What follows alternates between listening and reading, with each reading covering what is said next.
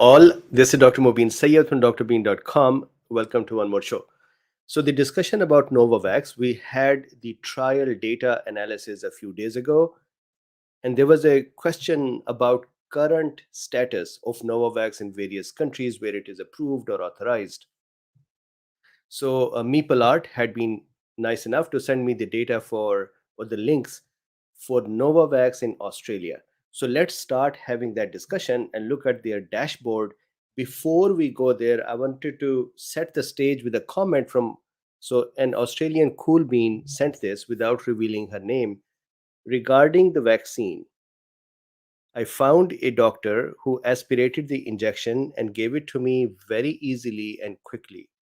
I had to wait at the doctor's office for 15 minutes afterwards, but had no reaction. In fact, I had not even a sore arm afterwards. Slight bruising at the injection site, but no pain whatsoever, no stiffness, no swollen lymph nodes, no fever, nothing. If I hadn't known I had had a vaccine, I would have said that the dog gave me saline. So I thought that is an interesting setting the stage. Her age is 63, and let's start. So this is drbeen.com. There is a beautiful link in the description with such a marvelous discount that I don't actually say it out here because I don't want to have that price to linger on forever. So I'm not saying the price, but you can click on that link and see how good that discount is. This is the dashboard from Australian Government, Department of Health, Therapeutic Good Administration or Goods Administrations. And so here, this is 21st January, TGA provisionally approves BioSelect Private Limited on behalf of Novavax COVID-19 vaccine. So that is the approval, 21st January is the news. Then here is various vaccines on this dashboard. All these links are in the description. And we're going to look at the Novavax. To put things in context, in Australia, we have Pfizer, Moderna, AstraZeneca, and Novavax. Pfizer is the most given. I think it is 37 million or more doses. Then is the AstraZeneca, 14 million doses given. Then Moderna, about 4 million doses, doses given. And then Novavax is a new kid on the block, and about 46 or 47,000 doses given by March 3. So only 7,000, so not a lot. However, I feel that the vaccine is doing better in there. So let me show you the references. Here is the dashboard that we'll go over, and here are some more dashboards that I have open. So if you liked after this, at the end of this discussion, we can do a comparison of Novavax with Pfizer, Novavax with Moderna, Novavax with AstraZeneca as well. I have the dashboards open here, and these are in the links as well. Then in the links, there are a couple of PDFs as well. One is about if you see here, this one is Australian product information about Novavax, the adjuvant, various parts of the vaccine. And then this is the consumer information document for how much will be the dose, how many weeks between the doses, what would happen with various reactions, what about pregnancy, what about childhood, can this be given as a booster or not? By the way, it cannot be, or it is not approved for a booster, and so on. So these are the links. Let's go to my drawings first, because I just want to show you this little box I made, which is the gifts for humanity. I'm so proud of this box and this little broken heart over here. Okay, so let's start. Important notes for Novavax. Number one, it is a subprotein based vaccine. So subprotein based vaccine means that the spike protein of the virus, this is a recombinantly made or in lab made spike protein. These are not plucked from the virus itself. And then this spike protein is stabilized in pre-fusion state and then these are put together in the form of a particle. You can call it a nanoparticle, but you cannot call it a lipid nanoparticle. And that is an important difference, because lipid nanoparticle can enter a cell willy-nilly. Whichever cell is in front of them, they're going to enter there. The Novavax vaccine cannot enter normal regular cells because of the way it is structured. It just cannot cross the cell membranes. So that means it will have to be eaten up by the immune system cells, and then they would start the immune response, which is a better way for a vaccine. So, subprotein vaccine stabilized in prefusion state, 2 doses, 0.5 milliliter for each dose, 3 weeks apart. And here are the constituents or the ingredients: 5 microgram of the vaccine, or these little spike protein particles, 50 microgram adjuvants. In the adjuvant, 42.5 microgram is the fraction A. So this adjuvant, matrix M, is multiple fractions in it. So fraction A is 42.5, fraction C is 7.5. Then it has sodium and potassium as well, to kind of give it similar composition as our body's fluids, so that it doesn't look odd to our body. So 3.75 micrograms of sodium and 39 micrograms of potassium. That is the structure for the ingredients. As you saw, provisional approval, January 21st. Conditions. So there are some conditions of the approval. Conditions are that Novavax's representative company in Australia will continue to provide information to the TGA, the Therapeutic Goods Administration of Australia, on long-term or longer-term efficacy and safety information. Meaning, as the vaccine is administered and as side effects are observed, they will continue to collect them and report them. Australian government has given an order of 51 million doses. Now, the purpose for the current approval is it is for primary vaccination only. It is not yet approved as a booster for after other vaccines. So this itself is a primary vaccine. Now, the vaccines in Australia, as I said before, Pfizer, about 38 million doses given, Moderna, about 4 million doses given, Oxford AstraZeneca, about 14 million doses given, and Novavax, as I said before, new kid on the block, 47,000 doses. Now, Pfizer is approved for children 5 to 11 as well, and Moderna is also now approved in Australia for children 6 years and above.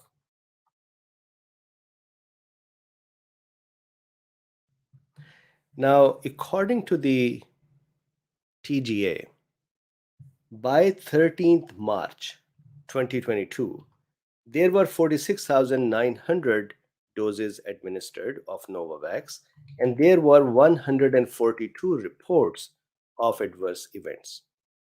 So we'll look into them, that what are these events. Generally, what is expected in terms of the results in trial and the side effects seen in the trials were headache, dizziness, most common, fatigue, paresthesias, chest pain. Now, these two kind of worry me. Why would chest pain occur? So that is something I need to do some more research on as well. Although I kept looking today to see if this chest pain is at all related to myocarditis, and that was not the case. So why was the chest pain? That is a curiosity for me. And I would research more, and I'll present you my findings. The second one is paresthesia. So paresthesia, the TGA site says that the paresthesia is basically abnormal sensation on the skin. So tingly sensation, burning, needles, pins and needles, and so on. And then they say that it is possibly not because of the vaccine, but because of the stress or the anxiety of immunization. Getting the dose can make some people nervous enough that they can get these feelings. That is their explanation, I need to do some more research on this as well. No other safety signal has been, no safety signal, meaning no signal to say, man, there is a myocarditis happening or thrombocytopenia happening or strokes occurring, we need to stop. At least from TGA's point of view, they say we are not seeing any such thing. Now, just like in US, we have a vaccine adverse events reporting system, all as good as it is. Australia also has a reporting system, and I tried to dig into that today. And that also is kind of not a very firm system with lots of verifications around it. So, because of that, there were disclaimers that the adverse events here are not really, um, they may be underreported, overreported, or not correctly reported, and so on. So, they have that situation as well. Now, the reported adverse events in Australia Vax Safety Survey are for Novavax, headache, most common, then fatigue, and injection site reactions. That's all they say are reported. So, with this summary, now let's look at the dashboard. Really easy and interesting dashboard. So, to go to the dashboard, if you just wanted to see it by yourself as well, there is this link which I have in the description. In this link, you can scroll down to various vaccines, and within the vaccine, then there are dashboards. So if I go to the link with the dashboard, if you see here on the left side first, there is a dashboard for every vaccine here. Pfizer, Pfizer for children, Moderna, AstraZeneca, and Novavax. So if you click that, for example, if I click Novavax here, you will end up on this page. Now, some vaccines have more blocks there. For example, if I go to Pfizer, you will have multiple blocks here. But let me go back to Novavax. Novavax only has this one block that says Novavax COVID-19 vaccine safety data, all participants. So if I click that, here is the data. So this is data as at 28 March 2022. Safety surveys completed by people are 1,391. Interesting that by March 13th, there were 142. By 28th, there are 1,391. And that may be that as the administration of the doses are ramping up, this may be the case, that more reports are coming in. Now, reported at least one adverse event, 40% after dose 1. Commonly reported adverse events. So this is people reporting adverse events, and what are they seeing? Local reaction, that is the injection site, pain, redness, swelling, itching, 27%. Fatigue, 31%. So the most common is fatigue. Second most common, injection site pain, redness, swelling, itching. Third most common, headache. Then muscle or joint pain, then GIT symptoms, which is nausea, vomiting, diarrhea, abdominal pain. And finally, fever, 7%. So that is with the dose 1. Now, these symptoms are known to occur after vaccination. They are generally mild and short-lived. As with any adverse event reports, not all symptoms reported may be caused by the vaccine. They may be coincidental and due to other causes. This is kind of a disclaimer. Now, medical attendance. People who had the vaccine and then needed medical help.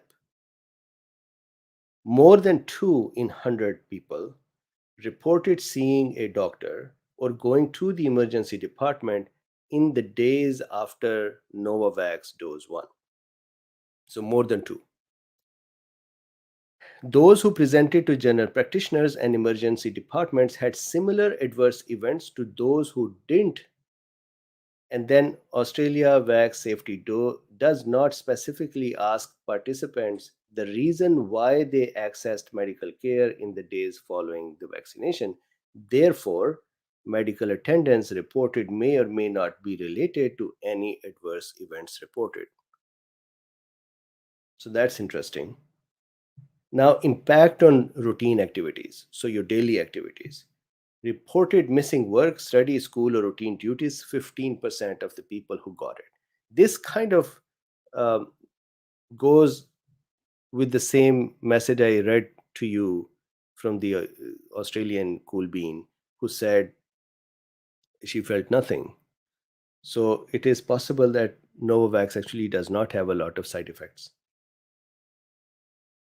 The majority reported missing 1 day or less. Most participants who reported not being able to attend a school or do routine duties had lethargy, headache, and joint pain.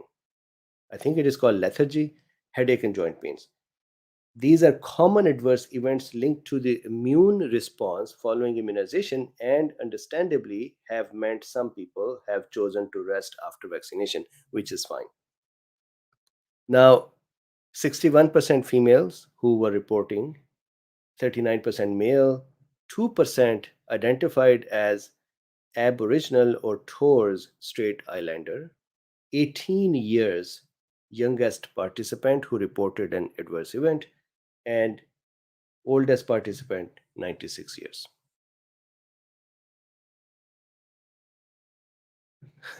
So there is a comment. IM says the reason 15% didn't go to school or work was for government payout. I actually think that there can be people who develop joint pains, muscle pains, lethargy, and they need to take a rest. When I had my Moderna doses here, although I kept doing my lectures, but I felt really um, sleepy and lethargic and fatigued, and I was sitting wherever I was sitting, I just didn't want to get up. I went into my bed and I didn't want to come out. So there can be a reasonable possibility that they are actually not feeling well. So that is one. We are done with the Novavax. If you like, and I can read your comments here. If you like, I can go over similar dashboards for Pfizer, Moderna, and AstraZeneca in Australia. If you want, we can do that. If you like, I can actually come back as a second topic and go over these as well. So I'm going to look at your comments and see how would you like it.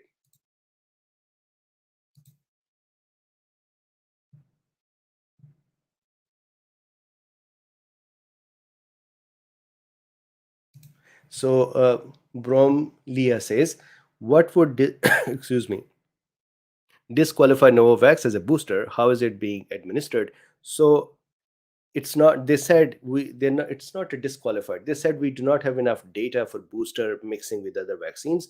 That is why we are not approving it yet. We will continue to look at the data and then decide to approve it or not. So it's not disqualified. They just don't have enough data. Now, how is it being administered? Deltoid, 0.5 milliliter per dose, 2 doses, 3 weeks apart.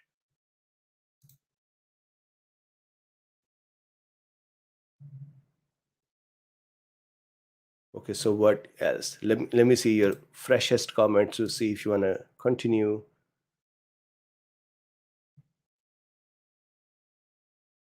Super Alien says, if you guys can ask Dr. Bean to send me meds because GPs are not helpful in Australia. Super Alien, I don't practice here, so I can't send meds. I'm so sorry. So Paul Burke says, sure, glad to see other vaccine responses. It will help correlate with the Australian system. So let's do it. I'm going to quickly go back. So Novavax is done. So if you just wanted to have someone watch this, you can ask them to watch 19, 20 minutes. Okay, so now let's look at the other vaccines. So this is Pfizer.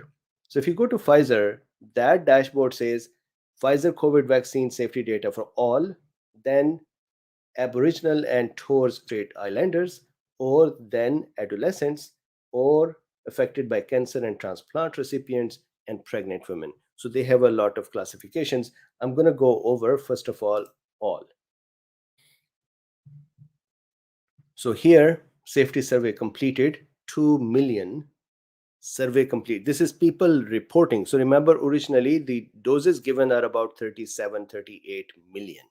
Out of them, about 2 million have reported the effects after dose 1. And another 1.8 million or 1.9 million have reported adverse events after second dose. And then about a million after third dose. Now, after dose 1, 37% people are reporting adverse events. If you look at Novavax, they had, and if Doug is here, he would say this is a quacking mouse. So here, 40% versus Pfizer first dose, 37%. Pfizer second dose, 53%, but we do not have the second dose data on Australian side, on the Novavax side. Pfizer third dose, 50%.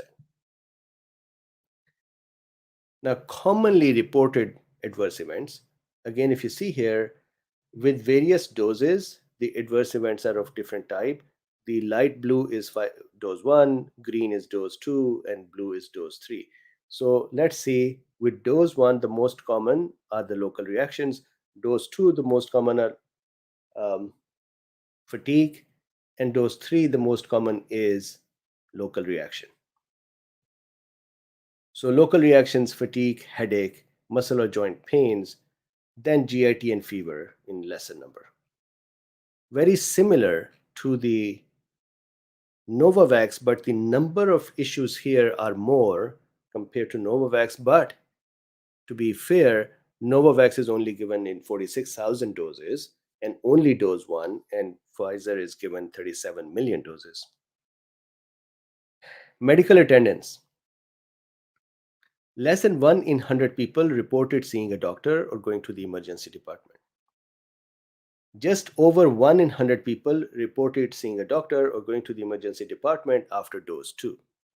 1 in 100 after dose 3. So about 1 or more, in one case less than 1, going to the doctor or contacting emergency department, going to emergency department. Routine activities impact. I would take the longest one, the 21%. So 8% after dose 1, 21% after dose 2, and 16% after dose 3. So more side effects or reactions after dose 2, which makes sense because the immune system is ready. The question is, why not after dose 3?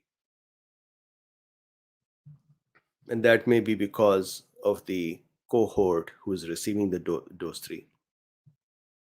Now, respondent demographics, 57% females. On the Novavax side, if you saw, there were 61% females. So here, slight difference, 43% males. And then there is this 12, I think is the youngest, and the oldest is not there, and this is not there. Okay, so that is Pfizer all. If you wanted to see, for example, Pfizer in pregnancy. So what I do not know is how many doses actually given, but 11,186 reports, and that is 37%. So you could actually calculate the remaining 63% of this, and that would be the total doses, I guess. And 12,000 reports after the second dose, 6,585 after the third dose, and similar thing, 37, 52, 55. Here, the third dose actually had a larger number of responses. The reaction types are very similar to the other local reactions: fatigue, headache, muscle and joint pains. And people going to the hospital, dose 1, about 1, dose 2, 2, dose 3 also about 2. So there is a doubling of the number of people going to the hospital. Now that may be that if somebody is pregnant and she gets any side effects, she would worry and she would rush to the hospital.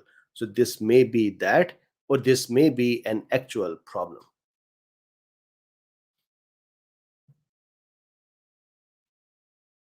Reports missing work, 23% after dose 2, 9% and 20% for dose 1 and 3.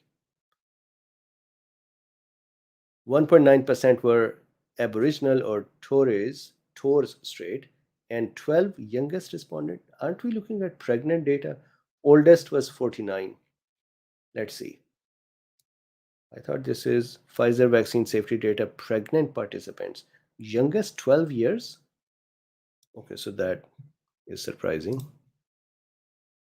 All right, so that is pregnancy. How about transplant and cancer?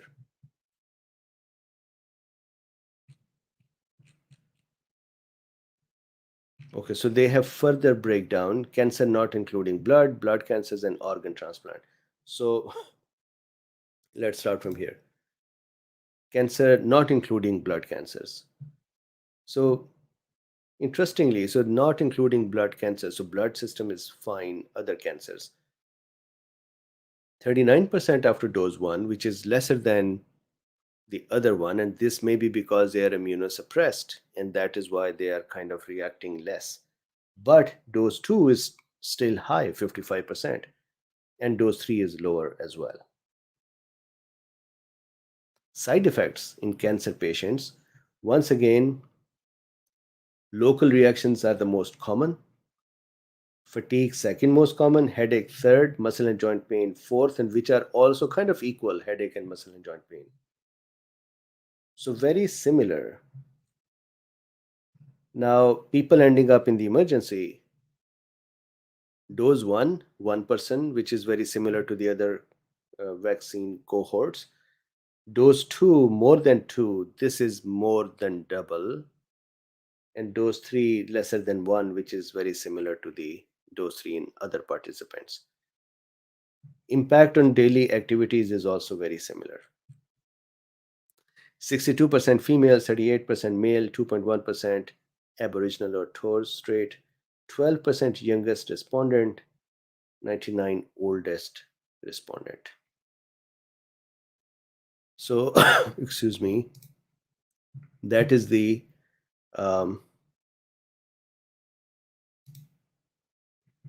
non-blood cancers. Blood cancers, 39% dose 1, 51% are very similar to others. And the reactions are also very similar. Local reaction, then fatigue, then headache, and muscle joint pain, similar, and then GIT and fever. This also has a very similar pattern, about 1 after dose 1 going to the emergency department or doctor, more than 2 after dose 2, which is kind of double from normal, and then about 1, which is also normal, similar to others. The work impact is also very similar to other cohorts. 49% females, 51% males, 2.2 identified as Aboriginal or Torres, and 12 youngest and 96 oldest. So this is the blood cancers. If we then go to immunosuppression, organ transplant or bone marrow transplant patients, 39%, which is actually interesting, little more than the cancer patients. So this still seems like immunosuppression. 46% dose 2, which is lower. Again, immunosuppression is probably at play. And 37% dose 3, which is also, I believe, immunosuppression. Now, local reactions, very similar data. Local reaction, fatigue, headache and joint pain, similar, and then GIT and fever. Very interesting, very similar pattern. And same thing, people going to the hospitals, 1 after dose 1, more than 1, more than 2 after dose 2, and almost 1 after dose 3. So very similar. And work impact is very similar as well. 51% female, 49% males, 2.6% Aboriginals or Torres, and 12% Torres Strait Islander, 12% youngest and 95% oldest. Not 12%, 12 years and 95 years. Okay, so this is the immunosuppressed. And it will be actually interesting to see the adolescents.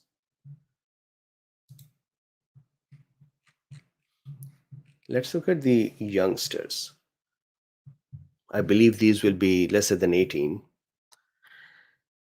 If the definition of adolescent is different in Australia, please correct me and type that in the comments. So here, 30% after dose 1, Pfizer. That is quite low, which is good. 48% after dose 2, and dose 3, 50%. They're giving a booster to adolescent.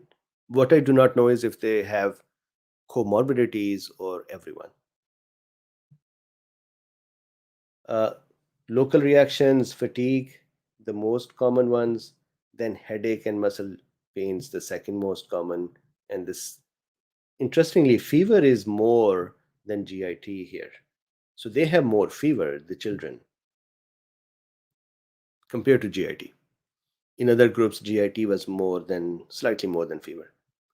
Now, people going to the hospital, less than 1 in 1,100, less than 1 after dose 2, less than 1 after dose 3, or 1 after dose 3. So on the lower side.